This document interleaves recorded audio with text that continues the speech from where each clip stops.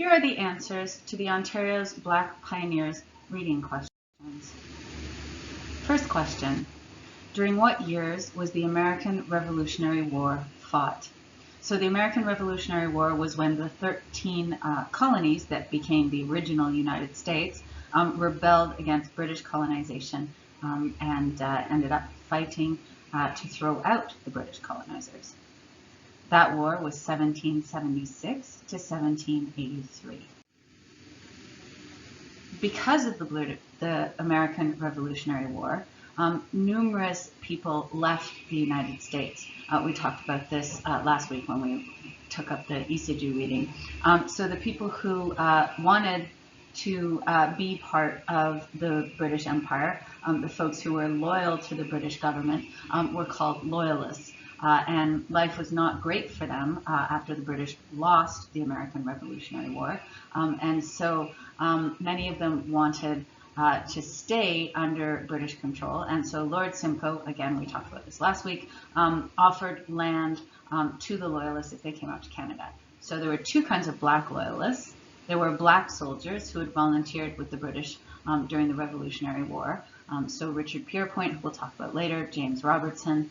And then there were also a large number of slaves who were owned by the white loyalists who came up when Lord Simcoe put out the call. So from 1820 until 1860, again, we talked about this in the ECG reading, the Underground Railroad operated. How many trains were part of the Underground Railroad? That's a trick question. The Underground Railroad wasn't an actual railroad, okay? So there's no trains, no track. So there were no trains on the Underground Railroad. There were, however, a large number of Quakers, white Quakers, free blacks, and other people who felt that slavery was unethical, immoral, and often anti-Christian, who were the conductors of the Underground Railroad. So how many of these folks does the reading say there were? 3,000. And what did these conductors do? They were actually the people that made up the Underground Railroad. So they guided the escaped slaves from the south to the north, starting first in the US and then later in Canada.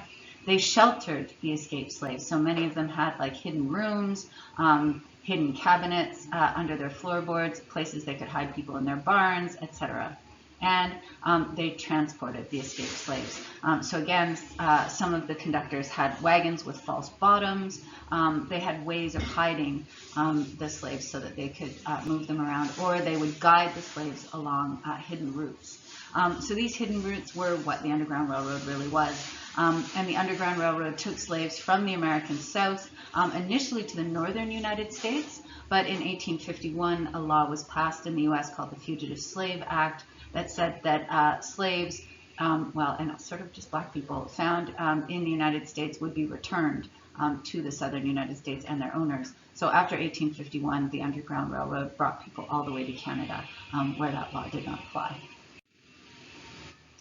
Who was Black Moses, and what did they do to earn the name?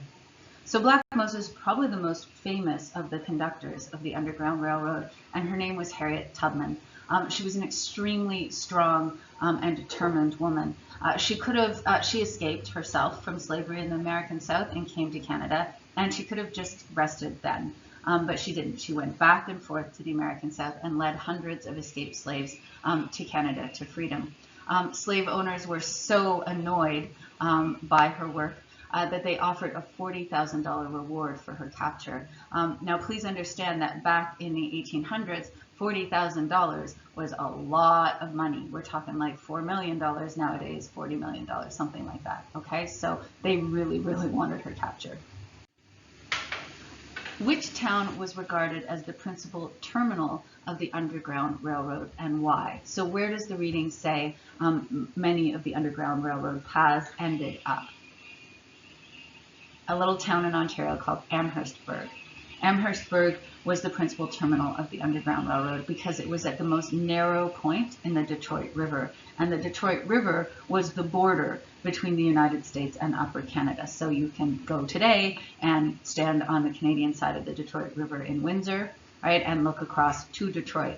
And if you go to Amherstburg, it is still the narrowest point in the Detroit River. So it was the fastest way across the river to Canada and to freedom. So in Amherstburg by 1860, there were 800 blacks.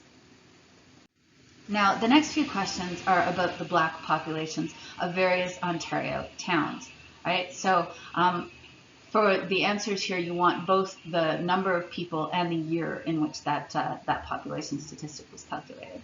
So Sandwich, Ontario, had 600 black folks as part of their population by the early 1850s. Windsor, I already mentioned, across the river from Detroit, had 700 black folks out of a total population of about 2,500 between 1850 and 1860. So you can see that the black population of Windsor is a significant fraction of the population in the middle of the 1800s. Chatham was a third black. So there was a black population of 2,000 out of a total population of 6,000 around 1861. St. Catharines, right, just an hour and a half drive away from here, had a population of 800 out of 7,000. So again, a decent chunk of the population of this town in southern Ontario between 1850 and 1860. London had a black population of about 500 people in 1850. Hamilton, mostly on the mountain, had a black population of 300 by the mid-1850s, and Fort Erie had a population of 200 by the 1860s. So why is this important? Why is this relevant? These are relevant because they tell us that in the mid-1800s, rural Ontario had a significant black population, largely as a result of the Underground Railroad. So in some of the towns like Windsor and Chatham, black settlers made up a fairly significant fraction. So Chatham was a third, a fifth, etc., of the overall population. And this was very much about the Underground Railroad, because if you go to those places today, there is not the same kind of percentage of the population that is Black Canadian. So one of the things that the folks who came up on the Underground Railroad to be free did was they established their own settlements, because when they arrived in Canada, despite the fact that after 1834 slavery was illegal here, they didn't find that there was a lack of racism, sadly. And many slaves didn't have a lot of skills. Some of them had many, many skills, but a lot of them only had one, right? Like growing cotton or growing tobacco, etc. And so there were a number of independent black settlements that were set up, sometimes by black religious leaders like Reverend Henson, sometimes by white philanthropists, and religious leaders like Mr. King. We'll talk about both of them in a minute. But one of them was called the Elgin Settlement, and it had another much more common name that you may have noticed mentioned also in the video. Buxton. All right, so Buxton was the biggest of the black settlements. Who was the founder of another black settlement called Dresden? It's in your book. There's actually a picture of this gentleman. It was Reverend Josiah Henson, right? And he also did something very important in 1841. What did he establish in 1841? He established the British American Institute. It was a vocational school for ex-slaves, for escaped slaves, to teach them skills that they would need to make livings as free people. So basically it was the first community college, right? Because it's a vocational school for adults. So both the video and the reading talk a fair bit about Buxton. Who was it who established Buxton in 1849? Reverend William King established Buxton. So you'll note, if you look at the picture of Mr. King, or Reverend King, and of Reverend Henson, that there is a big difference between the two men. The main difference is that William King was a white man.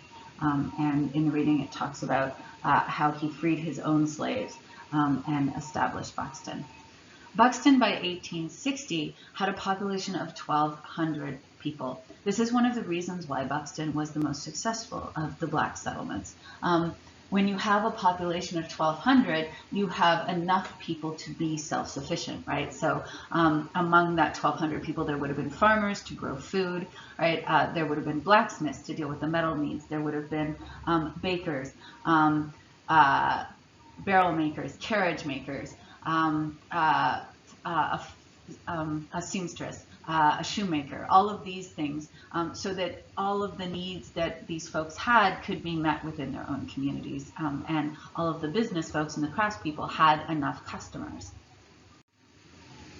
Now, some blacks went quite a bit further inland than where the independent black settlements were. So they went all the way to Kingston, to Ottawa, etc. Why was it that some black families went so far from the border and so far from the Great Lakes?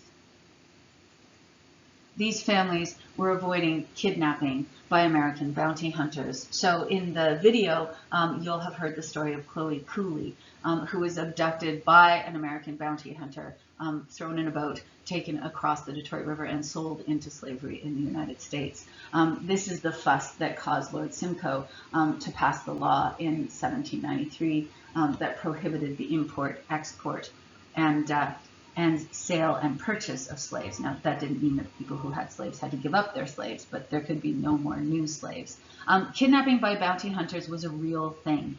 These bounty hunters were incredibly unscrupulous, white, mostly American men, and they would capture free blacks and take them to the American South and sell them into slavery. If you're curious about this or about what slavery was like, I strongly recommend the movie 12 Years a Slave.